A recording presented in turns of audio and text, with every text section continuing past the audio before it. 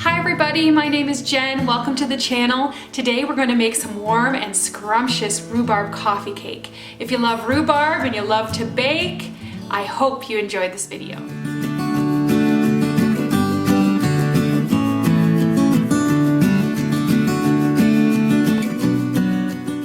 So, where are my rhubarb lovers at? Anybody? I know in our home we absolutely love rhubarb. We grow it in our backyard and my kids will actually just take a stalk off the plant and eat the stalk raw. I'll catch them out on the swing set or tromping around in the yard with a big stalk of rhubarb hanging out of their mouth. Rhubarb is actually a very, very healthy thing to eat. You don't want to eat the leaves, they're poisonous, but the stalk itself is very high in things like magnesium, calcium, vitamin K, and it's a super, super high source of dietary fiber. A little secret about my mothering is that when I had babies who were constipated, it happens, you guys, instead of feeding them prunes, I would actually go out to the backyard, pick some rhubarb and make up some stewed rhubarb, and it actually did the trick way better than having to buy stewed prunes from the store. So if you got a baby who's got issues, or maybe an older kid or adult in your home who's got some issues, rhubarb is an awesome way to fix that little digestion problem they're having.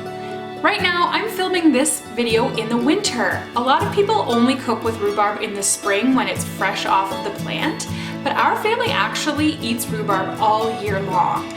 We cut it off the plant over and over again throughout the spring and summer.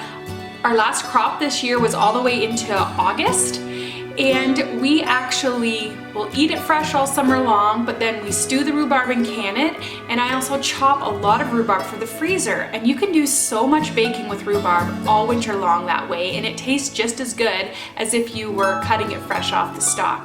This is a coffee cake recipe I got from my aunt, and I've been making this my entire adult life. We eat it for dessert sometimes, but what I most often make it for is actually for school lunches for the kids. So today I'm going to bake up 2 9x13 pans of it. So I'm going to double the recipe that I was given by my aunt, and you'll just see how I cut it up into little squares of coffee cake and put it in the freezer. And then when my kids go to make their lunch, all they have to do is simply pop a piece out and put it in their lunch. By the time they get to school and eat their lunch at noon, it's thawed and ready to go. This cake is also very good warm, so you definitely want to eat some of it just after it comes out of the oven. Okay, let's start out making our coffee cake. So the first thing we're going to do is put in our brown sugar. So as I said before, we're doubling this recipe.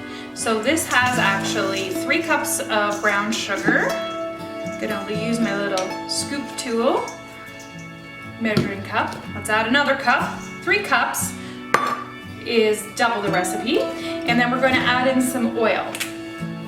So for oil, we're going to need 1 1/3 cups. And I just flip over my handy Pampered Chef measuring cup to put my oil in. Here we go. I've got 1 1/3 cups in there. Into the bowl it goes. I'm going to add my egg, and I need 2 eggs for this doubling of the recipe. 1 egg if it was the regular recipe. So again, I'm baking for a crowd here. I like to bake in bulk, so that, as I said, there's lots available for kids' lunches. So, done with my eggs. All right, we're adding some vanilla. Mine's artificial, please don't tell anybody. The real stuff is just too costly sometimes. So, we're going to give that a little beat until it's smooth. I just use a little hand mixer. This is just a preference of mine. It's a little KitchenAid hand mixer, but instead of having a huge KitchenAid unit taking up prime real estate on my counter, I just like using a little mixer, to be honest. It's way cheaper, and I can mix anywhere I want. I can take this over to the stove and whip up my whipped potatoes with it. I can do whipped cream on the side of the counter for dessert, or bake in the middle of the counter, and I don't have to lug this big machine everywhere.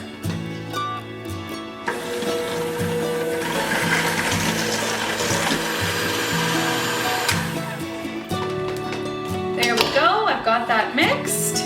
Next, I'm just going to do the dry ingredients. Some people do it in a different bowl, but honestly, that takes time. So I'll show you how I do this. So for flour, for the doubling, we're gonna need 5 cups. 1,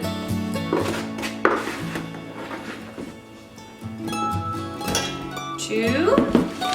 As you can see, my flour tub needs refilling. A huge 10-kilo bag of no-name flour costs less than $10 where I live. You can do a lot of baking with a 10-kilo bag of flour. And 5 cups. To that, we're gonna add 2 teaspoons of salt. 1, 2. 2 teaspoons of baking soda. 1, 2. And honestly, I just kind of mix that up a bit. I'm not Martha Stewart, obviously. I'm not being exact in my method here, but it always turns out just fine to me. So I kind of mixed the dry ingredients around a bit. Now I'm going to take my mixer and blend that in a bit. Once I've got that mixed, I'm going to add my milk. 2 cups of milk. I'm just using the same measuring cup I used for the oil. Life hack. Why would you use a bunch of different measuring cups when it's all going in the same bowl in the end? Save yourself some dishes, people. We're gonna give that a mix.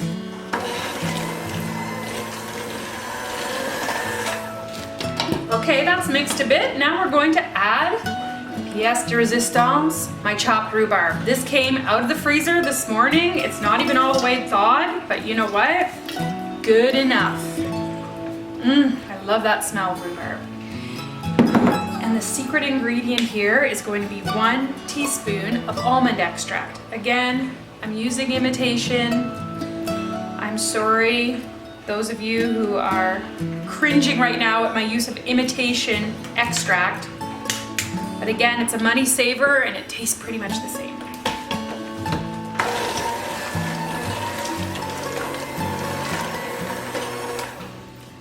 Okay, we're done making our batter, and now I'm going to try to separate it as evenly as I can into 2 9x13 pans. I have greased these pans already. Just need to give this a little bit more of a stir.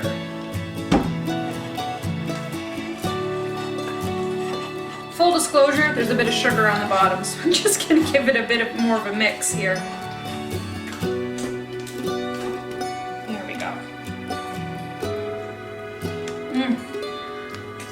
I wish YouTube had smell-o-vision or something like that so that you guys could actually smell what I am smelling right now in my kitchen. And the very last thing I need to do is to make a topping to sprinkle on top of these coffee cakes.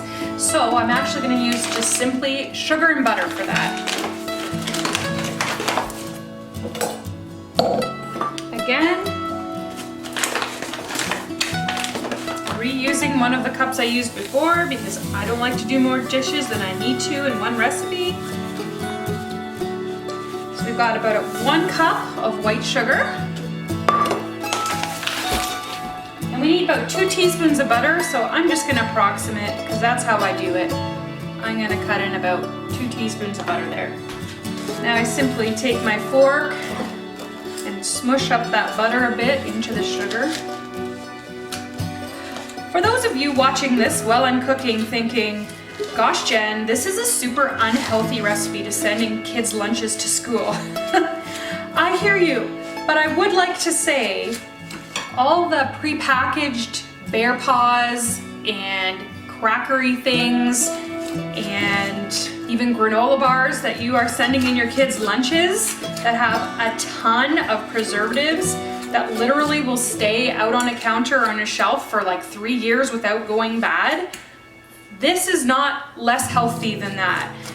I feel even if I'm using real sugar, real butter, that type of thing, I still feel this is a lot healthier than prepackaged stuff from the store.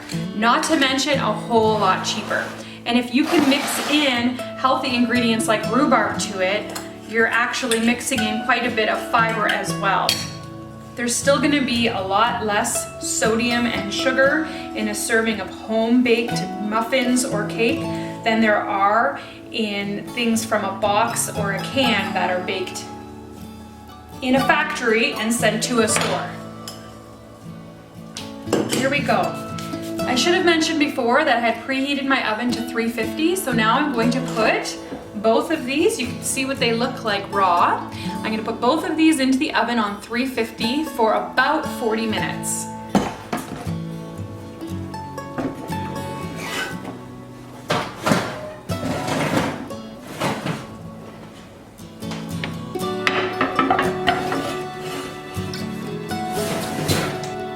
So there you have it, everyone. Rhubarb coffee cake, warm and smells delicious. So I forgot to mention the cost for this, but I made both of these rhubarb coffee cakes, which equal out to about probably 32 servings in kids' lunches or just for a gathering, and it costs about $7.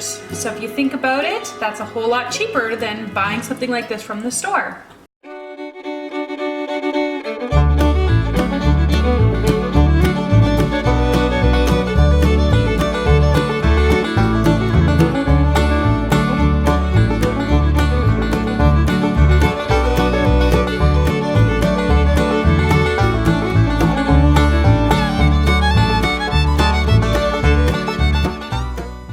Thank you so much for watching. This is only my second cooking video I've done. If you want to watch my first one, I will link that.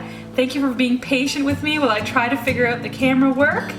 And I just want to wish you guys great success in all your future cooking endeavors. For the least, this is Jen.